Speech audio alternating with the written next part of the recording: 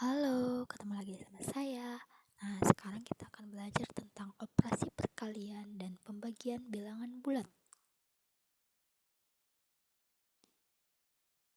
Nah, yang pertama itu ada perkalian bilangan bulat. Nah, di sini sedikit catatan kalau kalian menemukan operasi positif dikalikan dengan positif sama dengan itu akan menghasilkan positif.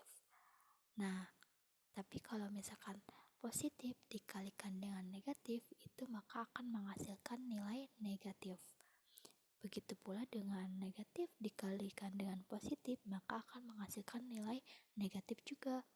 Terus kalau misalkan negatif kali negatif, itu akan menghasilkan nilai positif. Nah, operasi perkalian bilangan bulat ini itu harus kalian ingat ya, soalnya nanti akan dipergunakan dalam soal-soal yang akan dijumpai. Kemudian,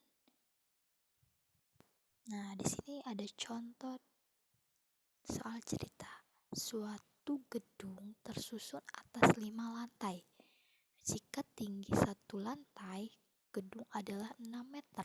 Tentukan tinggi gedung tersebut. Nah, dalam soal cerita ini, kita harus bisa mengilustrasikan apa yang dimaksud dengan contoh ini. Nah, dicontohkan tadi ada sebuah gedung. Nah, ini ada sebuah gedung dengan 5 lantai. Nah, ini kan ada 5 lantai ya. Terus, satu lantainya itu terdiri dari 6 meter. Maka, kalau misalkan ada 5 lantai, itu berapa meter? Ya kan? Nah, ini kan satu lantai itu 6 meter. Berarti lantai kedua juga 6 meter, lantai ketiga juga 6 meter, lantai keempat juga 6 meter, dan lantai kelima juga 6 meter. Nah, berarti ada berapa meter nih? Ya udah, tinggal 6-nya ada sebanyak berapa kali? 6-nya kan sebanyak ada 5 kali ya. Berarti bisa kita tuliskan juga 5 kali 6 atau sama dengan 6 tambah 6 tambah 6 sebanyak 5 kali. Makanya 5 kali 6 itu berapa? 30 meter. Jadi gedung dalam 5 lantai itu ada 30 meter. Seperti itu. Terus kita lanjutkan. Nah, di sini ada contoh lagi. Endang adalah anak yang rajin menabung. Nah, katanya si Endang rajin menabung tuh. Nah, setiap bulannya itu dia menabung 500.000 rupiah. Jika Endang menabung selama 7 bulan secara berturut-turut, tentukan banyak tabungan Endang dalam 7 bulan.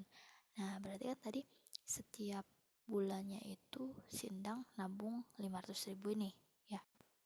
Maka ketika 7 bulan itu berapa, ya kan? Nah, berarti kan ya udah tinggal 7 kali 500 aja. Jadi 7 kali 5 dulu nih, 7 kali 5 35 kan. Nah, tinggal ditambahin nolnya deh. Nolnya ada berapa? Ada 5 kan. Nah, ini terus tinggal dituliskan, jadi 3.500.000 seperti itu perkaliannya. Oke, kita lanjutkan pada contoh berikutnya. Nah, di sini ada contoh 1.11. Ketika memasuki musim dingin, suhu di negara Eropa seringkali turun drastis. Setiap 1 jam, suhu turun sebesar 2 derajat Celcius. Jika pada pukul 18.00 suhu di sana adalah 10 derajat Celcius, tentukan suhunya ketika pukul 24 derajat.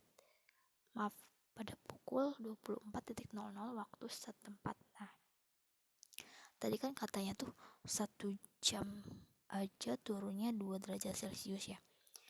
Nah, ketika pukul 18.00 itu kan 10 derajat Celcius.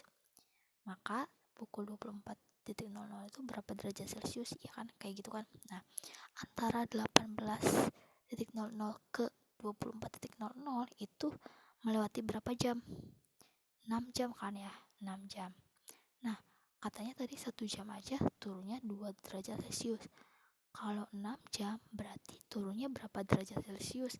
Ya udah tinggal dikalikan 6 dikali negatif 2.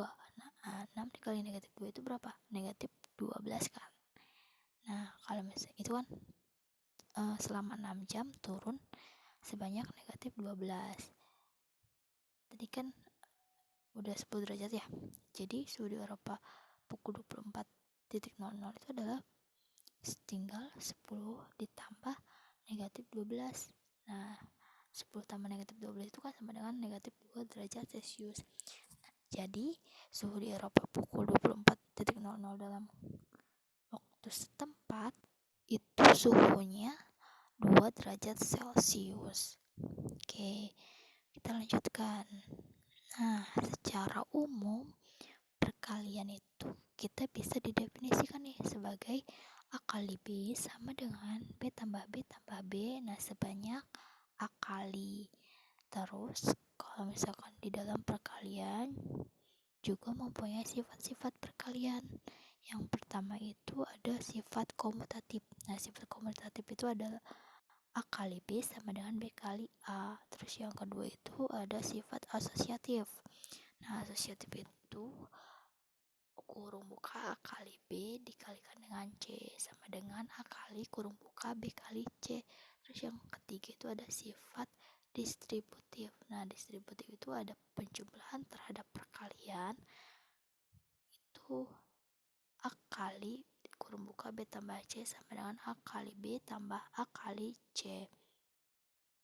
Kemudian distributif pengurangan terhadap perkalian itu A kali kurung buka B dikurangi C sama dengan A kali B dikurangi A kali C. Nah, itu adalah sifat-sifat perkalian. Kemudian setelah ada perkalian, kita akan belajar tentang pembagian bilangan bulat. Nah, di sini ada contoh. Karena sedang baik hati, Bu Putri ingin membagi-bagikan kue kepada tetangganya. Kue yang dimiliki Bu Putri adalah 12 kue, sedangkan tetangga yang akan diberi kue tersebut ada 6 tetangga. Jika Bu Putri ingin membagi rata semua kue, maka masing-masing tetangga mendapatkan berapa? Nah, tadi kan Bu Putri itu mempunyai 12 kue. Nah, kita simbolkan ini kuenya ya. Punya kue 12 kue nih. Terus ingin membagikan ke 6 tetangga nih. Ada 1, 2, 3, 4, 6. Nah, ini ada 6 tetangga. Terus kita bagi nih satu-satu dulu. Satu. Nah, ini baru 6 kue yang dibagiin. Berarti sisanya ada berapa kue lagi? 6 lagi kan? Berarti kita ulang lagi nih. Bagiin lagi satu, terus satu. Nah, yang terakhir. Ini berarti kan udah ada 12 kue. Otomatis setiap tetangga mendapatkan 2 kue masing-masingnya.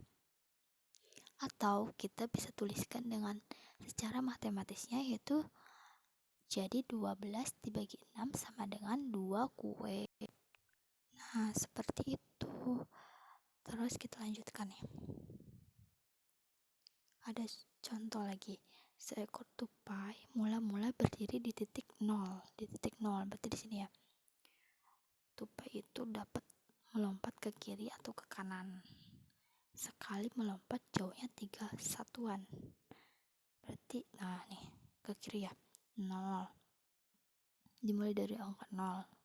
Melompat sejauh 3 satuan, berarti kan 1, 2, 3, berarti ketiga kan. Nah, terus lanjut lagi. Tupai telah melompat ke kiri, berarti ke kiri kan tadi, bener ya. Dan berada di titik 15 sebelah kiri 0. Berarti ini tadi langkahnya 3 satuan sebanyak 15. Ini kan baru 1 langkah. Terus 2 langkah, 3, 4, 5. Nah, sampai dengan 16, dari 0 ke 15. Nah, itu. Berarti berapa tupai telah melompat? Tadi berapa langkah? Ya udah tinggal 15 dibagi 3 aja. 15 dibagi itu adalah sama dengan negatif 5, atau tadi bisa ketahuan juga ya dalam garis bilangan ini tadi itu ada 5 kali lompatan seperti itu. Nah, terus dengan melihat contoh yang tadi itu kita bisa didefinisikan pembagiannya seperti ini. Nah, jika A kali B sama dengan C, maka A sama dengan C per B atau C bagi B ya. Yang kedua, jika A kali B sama dengan C, maka B sama dengan C per A. Nah, dengan A-nya itu tidak boleh sama dengan. Kemudian, nah ini ada konsep perhitungan. Nah, konsep perhitungan itu kita biar gampang mengingatnya ya, kali bataku. Nah, kali itu perkalian, ba itu bagi, ta itu tambah, dan ku itu adalah kurang. Jadi kita singkatkan saja kali bataku. Oke, untuk lebih jelasnya kita ke contoh. Nah, di sini ada contoh 3 tambah 4 dibagi 2 dikurangi 5 dikali 4. Nah, kalian itu jangan menjumlahkannya dari awal. Pasti kalian menjumlahkannya kayak gini. 3 tambah 4 itu 7 dibagi 2. Nah, itu salah.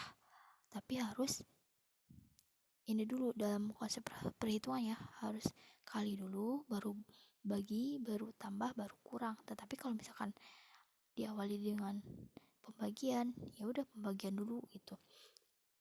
Jadi intinya kali sama bagi itu sama-sama kuat, tambah sama kurang itu sama-sama kuat.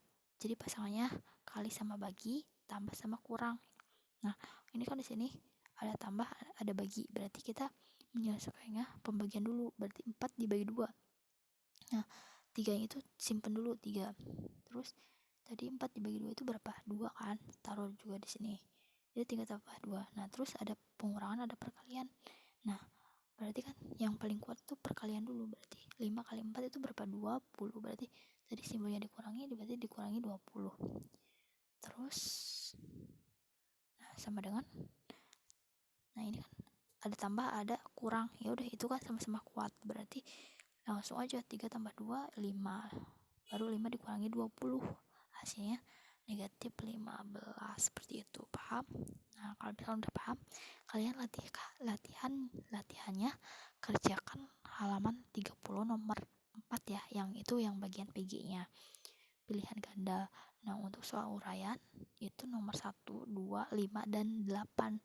Nah, itu untuk latihan kalian. Nah, ini ada di buku paket Kemendikbud Kurtilas ya. Nah, sampai sini saja, kurang lebihnya saya mohon maaf. Wabillahi taufiq wal hidayah. Wassalamualaikum warahmatullahi wabarakatuh. Terima kasih.